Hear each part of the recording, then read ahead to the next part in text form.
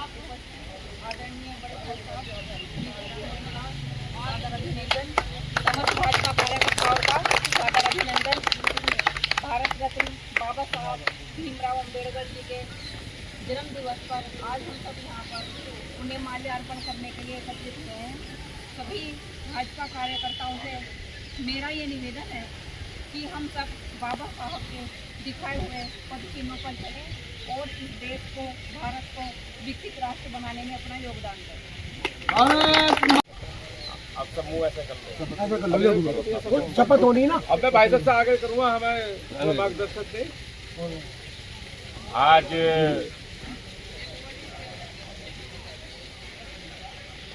हमारे संविधान के निर्माता,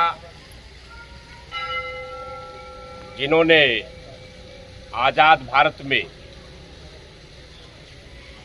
संविधान सभा करके सन 26 नवंबर 1949 को विक्रम संवती 2000 स्थित कालखंड में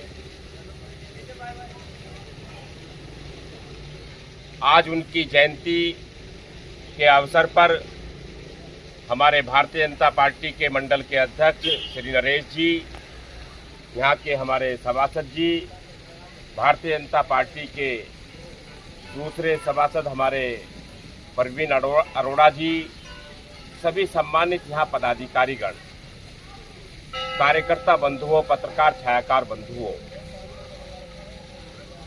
आज बहुत गौरवान्वित दिन है और ऐसा दिन है कि जो इतिहास में वो अजर और अमर है।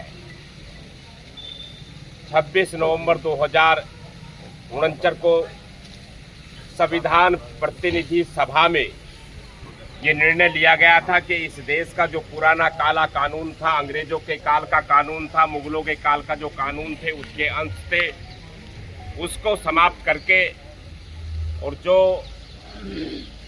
भारत के वरिष्ठ अधिवक्ता के रूप में हमारे आदरणीय डॉक्टर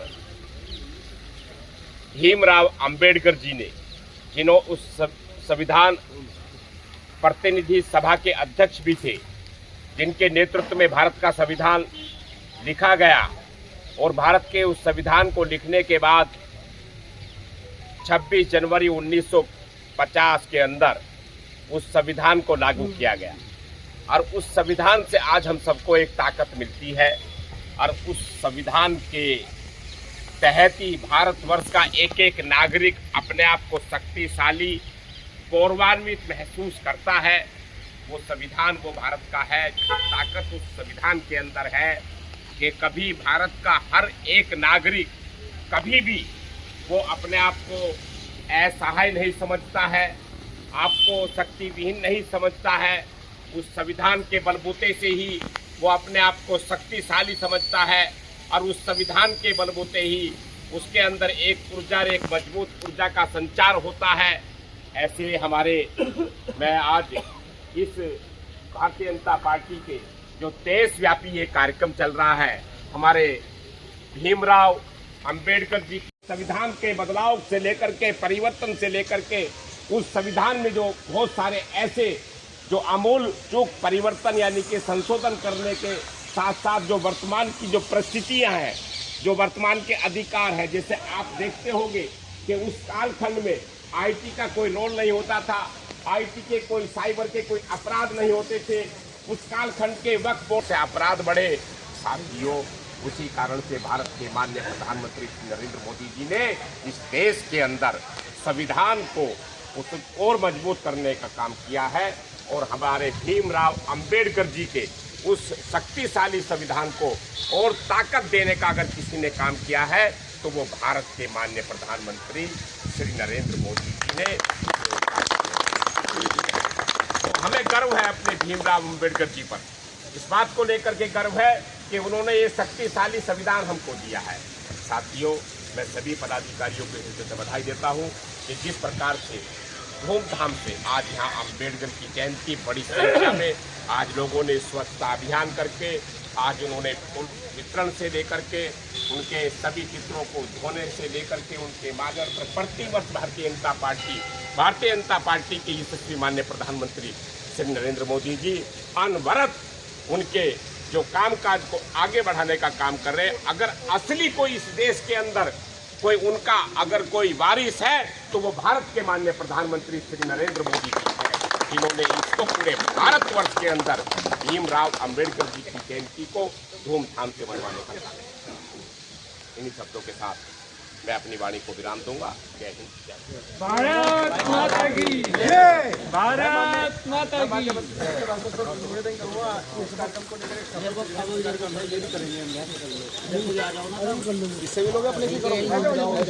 मुझे दे देना,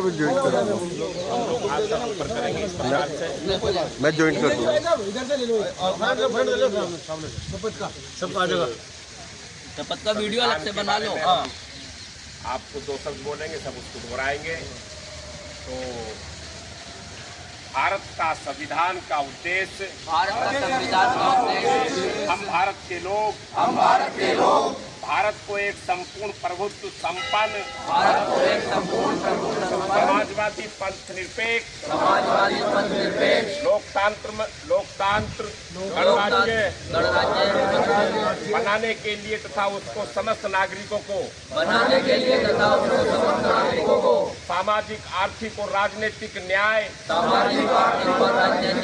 विचार अभिव्यक्ति, विश्वास धर्म और उपासना की स्वतंत्रता, प्रतिष्ठा अवसर की समता प्राप्त कराने के लिए तथा उन सबको व्यक्ति की गरिमा और राष्ट्र की एकता अखंडता सुनिश्चित करने वाली बद्धता को बढ़ाने के लिए दृढ़ संकल्प होकर अपनी इस संविधान सभा की आज उस तारीख 26 नवंबर 1949 ईस्वी संविधान लागू होने के बाद 1950 26 जनवरी हम सबका संविधान की रक्षा करेंगे। भारत के माननीय प्रधानमंत्री श्री नरेंद्र मोदी जी के हाथों को मजबूत करेंगे। जय भीम, जय श्री राम,